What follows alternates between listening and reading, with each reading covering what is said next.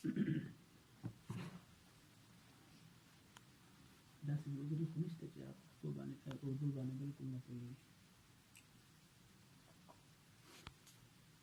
داسې ملګري چې اردو باندې بالکل نه پوهېږي داسې خو نشته.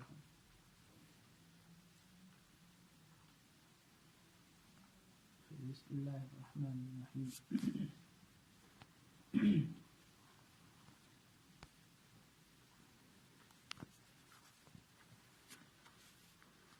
کسی فن کو شروع کرنے سے پہلے یا کسی بھی کتاب کو شروع کرنے سے پہلے چند چیزوں کا جاننا ضروری ہے. بنیادی طور پر وہ 3 چیزیں ہیں. ایک مصنف یہ اور ایک مصنف. مصنف کون ہے اور کس فن میں کتاب لکھی ہے اور کتاب کی حیثیت، کتاب کی اہمیت کیا ہے اس فن میں دیگر کتابوں کی بنسبت، یہ 3 چیزیں جاننا ضروری ہوتی. جہاں تک مصنف ہے تو ان کا نام تو آپ کو آتا ہی ہے، محمد اسماعیل نام ہے. ہم ان کو شاہ اسماعیل صاحب کہتے ہیں. ان کے والد کا نام تھا شاہ عبد الغنی، ان کے والد کا نام تھا شاہ ولی اللہ رحمہ اللہ تعالی، اور پھر ان کے والد تھے شاہ عبد الرحیم صاحب، جو عالمگیر کے دور کے بہت بڑے علماء اور بہت بڑے فضلاء صوفیاء میں سے تھے. ان کی پوری زندگی یوں ہی گزری. تصوف کے ساتھ بھی بہت زیادہ اشتغال رہا، وہ علمی لحاظ سے بھی آپ کا پایہ بہت بلند تھا. مورخین نے لکھا ہے کہ جب سلطان عالمگیر صاحب فتاوی ہندیہ کو مرتب کروا رہے تھے تو ان میں ایک زمانے تک یہ بھی تھے، کمیٹی کے رکن یہ بھی تھے شاہ عبد الرحیم صاحب رحمۃ اللہ علیہ. پھر ایک مسئلہ پیش آیا تو اس مسئلے کی وجہ سے ان کو نکالا گیا کمیٹی سے. پھر یہ ان میں نہ رہے، لیکن ایک زمانے تک ان میں شامل رہے. وہ پوری زندگی ان کی یوں ہی گزری، علم و عمل سے معمور زندگی تھی ان کی. ان کے بیٹے تھے شاہ ولی اللہ صاحب رحمۃ اللہ علیہ، جن کا ہندوستان پر بہت ہی زیادہ احسانات ہیں. علم عمل ہر باب میں ان کے احسانات ہیں. اور پھر ان کے 4 بیٹے تھے. شاہ عبد العزیز صاحب تھے، شاہ رفیع الدین صاحب تھے، شاہ عبد القادر صاحب تھے، شاہ عبد الغنی صاحب تھے. شاہ عبد العزیز صاحب سب سے بڑے تھے اور شاہ عبد الغنی صاحب سب سے چھوٹے تھے. شاہ عبد العزیز صاحب رحمۃ اللہ علیہ نے ایک جگہ لکھا ہے کہ ہماری ترتیب کچھ عجیب ہے. ہم میں سے جو ترتیب ہے ولادت کی تو وفات کی ترتیب بالکل برعکس ہے. سب سے پہلے میں پیدا ہوا، سب سے بڑا بچہ میں ہوں باپ کا، لیکن سب سے بعد میں میری عمر سب سے زیادہ ہے، اور جو سب سے چھوٹا تھا وہ سب سے پہلے انتقال کر گیا. وہ چھوٹے حضرت شاہ اسماعیل صاحب کے والد تھے شاہ عبد الغنی صاحب. یہ ایک عبد الغنی مجددی ہیں رحمہ اللہ. وہ دوسرے ہیں جو ہمارے حضرت قاسم نانوتی رحمۃ اللہ علیہ اور مولانا رشید احمد گنگوئی رحمۃ اللہ علیہ کے استاد تھے. وہ دوسرے ہیں. یہ شاہ عبد الغنی صاحب شاہ ولی اللہ صاحب کے اپنے صاحبزادے ہیں اور یہ بہت پہلے انتقال کر چکے تھے. تو ان کے بیٹے تھے شاہ اسماعیل صاحب، اکلوتا بیٹا ہے، ان کا کوئی بھائی نہیں تھا. پھر ان کا بھی ایک بیٹا تھا شاہ عمر صاحب، وہ بھی اکلوتا ہی تھا اور وہ لاولد فوت ہو گیا. ان کی کوئی اولاد نہیں ہے، اس لیے جو ان کا سلسلہ نسب ہے وہ ختم ہو گیا. ان کی ولادت ہوئی تھی 12 ربیع الثانی 1193 ہجری کو.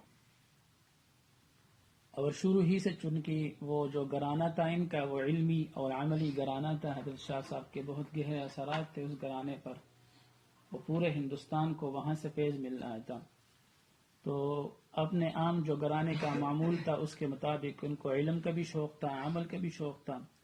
خاص کر جو ماحول اس وقت بنا ہوا تھا اس کے اصلاح کا، اس کی درستگی کا بہت ہی غلغلہ تھا ان کو، بہت ہی جوش تھا ان کو کہ یہ کس طرح درست ہوگا. تو عام خاندانی رسم کے مطابق ان کو بٹھایا گیا پڑھنے پڑھانے کے لیے. اور شاہ عبد القادر صاحب جو ان کے چچا تھے ان کی سرپرستی میں، ان کی کفالت میں ان کو دے دیا گیا. بٹھائے گئے تعلیم کے لیے. تو ذہانت تو بہت زیادہ تھی لیکن پڑھنا زیادہ نہیں تھا. یہی وجہ ہے کہ بعض مورخین نے لکھا ہے کہ یہ پڑھتے تھے لیکن تکرار وغیرہ بالکل نہ کرتے تھے. تکرار وغیرہ کے اوقات میں یہ پھرتے اور اپنی جسمانی تربیت کرتے تھے. ان کو بچپن ہی سے جہاد کا بہت ہی شوق تھا، بہت ہی جوش تھا، انتہائی عشق تھا اس کام کے ساتھ. تو بچپن ہی سے طالب علمی کے زمانے سے ان کا معمول یہ تھا کہ بس یہ زیادہ پڑھنا، زیادہ گپ شپ لگانا، زیادہ کھیلنا کودنا، یہ سارے کاموں سے بالکل یکسو تھے اور ہر وقت بدنی ریاضت میں لگے رہتے ہیں. اب گرمی کا زمانہ ہے تو جون جولائی کے زمانے میں یہ بالکل برہنہ پاؤں پھرتے تھے تاکہ مجھے یہ تربیت حاصل ہو جائے، گرمی میں کام کر سکوں. اور دہلی کا جو مشہور دریا ہے تو وہاں پہ تیرا کرتے تھے، بلکہ بہت زیادہ تیرا کرتے تھے، گھنٹوں گھنٹوں تیرا کرتے تھے کہ اگر کہیں جہاد کے موقع پہ تیرنے کی نوبت آئے اور دریا کے اندر، سمندر کے اندر لڑائی کی ضرورت پیش آئے تو وہاں میں کام کر سکوں، میں کوئی کارنامہ انجام دے سکوں. اور بعض جگہ یہ بھی لکھا ہے کہ اس زمانے کے جو مشہور وہ تھے، سباح تھے، تیرنے والے تھے، ان کے ساتھ ان کا مقابلہ بھی ہوا کرتا تھا اور ہمیشہ یہ بازی جیتتے تھے، ہمیشہ مقابلے میں یہ اول نمبر آتے تھے.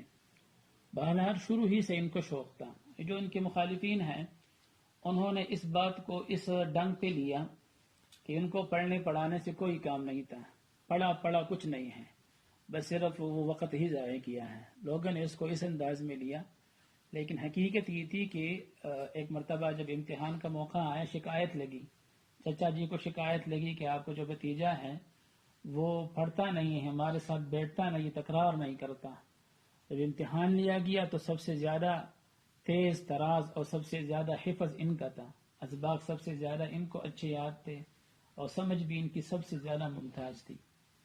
بس یہ اللہ تعالیٰ کا وہ منشا ہوتا ہے جس سے جو کام لیا جاتا ہے، فَسَنُيَسِّرُهُ لِلْيُسْرَى اور فَسَنُيَسِّرُهُ لِلْعُسْرَى، جس سے جو کام لیا جاتا ہے تو اس کی محبت اس کے دل میں ڈال دی جاتی ہے شروع ہی سے، تو اس کا سوچ، اس کی فکر، وہ سب کچھ وہ اسی کے گرد گھومتا ہے. تو ان سے یہ کام لینا تھا، اس لیے بچپن ہی سے ان کو عام خاندانی رسم کے برخلاف سبق کے ساتھ، مطالعے کے ساتھ، تکرار کے ساتھ کوئی زیادہ لگاؤ نہیں تھا، بلکہ اکثر اوقات جسمانی تربیت میں ان کی اکثر اوقات صرف ہوتے تھے. تو فراغت ہوئی بہت کم عمر میں، تقریباً 13 یا 17 سال کے عمر میں یہ بالکل فارغ بھی ہو چکے تھے سب علوم سے، اور علوم ان کو مستحضر بھی تھے.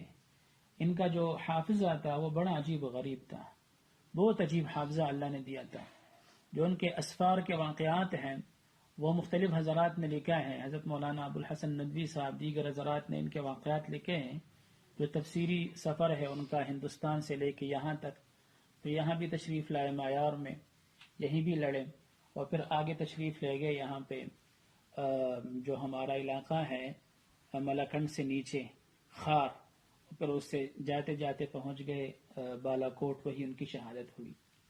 تو ولادت ان کی تھی 12 ربیع الثانی 1193 ہجری، اور ان کی جو تاریخ وفات ہے وہ 1831 عیسوی ہے، بالا کوٹ میں یہ شہید ہوئے تھے. اور ان کے کارنامے کیا تھے؟ تو جب فارغ ہو گئے تو فارغ ہوتے ہی انہوں نے اول تو خطابت شروع کر دی، اور اس کا پس منظر یہ بنا تھا کہ دہلی ان کا مرکز تھا، اور دہلی پہلے بھی اور آج بھی علم کا، عمل کا، تمدن کا گہوارہ ہے ہندوستان کے لیے. تو وہاں بہت زیادہ شرکیات اور بدعات اور ایسے مذموم رسوم دیکھے انہوں نے، اور بار بار دیکھتے رہے. اور تو ان کو دینی غیرت اور اسلامی حمیت بہت زیادہ تھی، تو اس سے یہ دیکھا نہ جاتا تھا کہ اس طرح ہوتا رہے، ہم خاموش رہیں. اس لیے خطابت شروع کر دی، اور غضب کے خطیب تھے، عجیب و غریب خطیب تھے. گھنٹوں گھنٹوں خطابت ہوتی تھی، بہت لوگ جمع ہوتے تھے، اور خطابت میں زبان بہت سخت ہوتی تھی ان کی. اس زمانے میں حکمت مصلحت کا تقاضا یہی تھا کہ سخت زبان استعمال کی جائے. اور اس زمانے کا جو پس منظر تھا وہ یہ تھا کہ یعنی ناجائز رسوم، بدعات، انہوں نے پورے معاشرے کو گھیر رکھا تھا. تو اگر وہ نرم زبان استعمال کی جائے تو اس سے اصلاح کا ماحقہ نہیں ہو پاتی، اس لیے سخت زبان استعمال کرنی پڑی، اور بہت سخت زبان استعمال کرنی پڑی. لیکن یہ جو سختی تھی یا جو نرمی ہے وہ سب چونکہ للہ ہے، طبیعت کا حصہ نہیں تھا، اس لیے جہاں ضرورت پڑی تو نرمی بہت زیادہ ہوا کرتی تھی ان کی. یہ ہمارے شیخ الحدیث مولانا زکریا صاحب رحمۃ اللہ علیہ، انہوں نے ان کے حالات میں کچھ لکھا ہے آپ بیتی کے اندر. آپ بیتی بہت کام کی چیز ہے، ضرور پڑھ لینی چاہیے. اس میں ایک واقعہ لکھا ہے ان کا، اس سے اندازہ ہوتا ہے کہ ان کی نرمی یا سختی اور ان کی جو حب اور بغض ہے وہ صرف للہ فی اللہ ہی تھی. حضرت نے لکھا ہے کہ ایک مولوی صاحب سے نقل کیا ہے کہ وہ کہتے ہیں کہ عشاء کی نماز کے بعد عشاء اسماعیل صاحب چپکے سے جو دہلی کی جامع مسجد ہے وہاں سے نکل گئے. تو میں نے بھی پیچھا کیا اس کا کہ آخر کہاں جا رہے ہیں اور کیا کر رہے ہیں اس رات میں. تو راتوں رات وہ چلتے رہے یہاں تک کہ عام آبادی کے حصے سے نکل گئے. میں حیران تھا کہ رات کے وقت شاہ صاحب کیا کرتے ہیں.